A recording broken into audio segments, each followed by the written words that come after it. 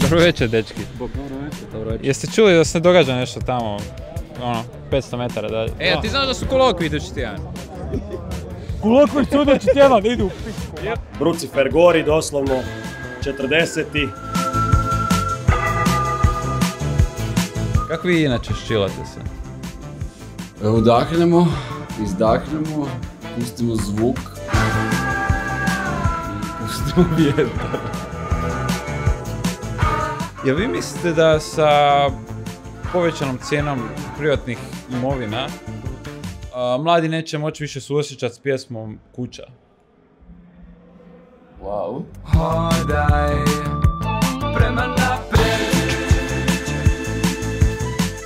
Šta bi poručili brucošima koji su ovdje, a ne uče? U ponedjeljak ja imam kolokvij, a nisam još krenuo. Evo da pitam Nix-Geja, koji je tvoj zadatak u ovom bendu? Business play. Kako to da svirate, pjevate na engleskom? Kao rekao sam sam sebi idem naučiti engleski. Kako niz brdo, tako i uz brijeg. Publika me iznenadila, fakat hvala ljudi kad ste došli tak rano na nas. Bilo je dosta ljudi i pjevali su, plesali su, pljeskali su. Šta ćeš više?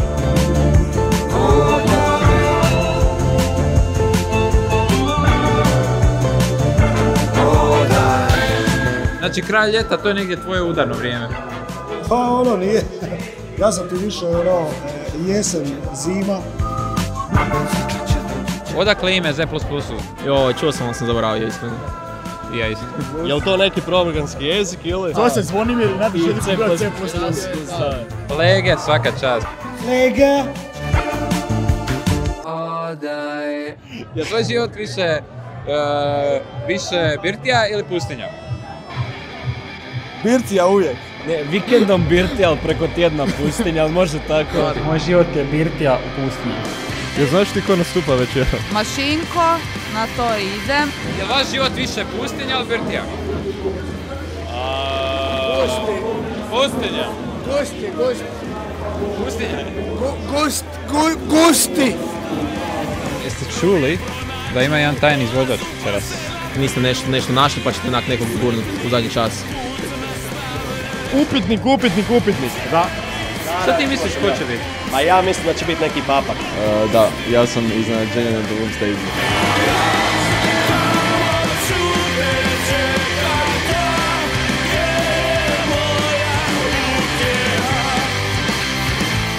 Šta vi čekate? Čekamo Vodafak stage. Da, šta je to? Ne znam pojma! Čuli smo da je What the fuck.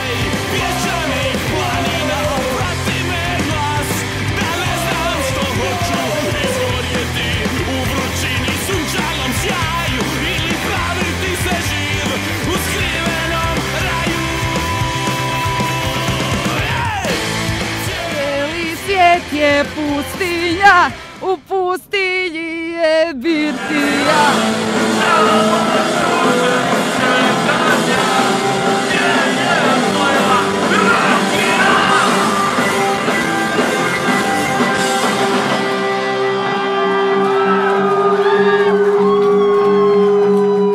Dakle ljudi, dobrodošli u epizodu Porto Morto Backstage-u. Danas ćemo vas provesti kroz sve naše dijelove backstage-a. Uvijek tražimo četku, uvijek tražimo da donji dijelovi zidova budu obloženi sa papirom. Kao što možemo vidjeti, danas vlaga ne bi ugrozila prije koncerta.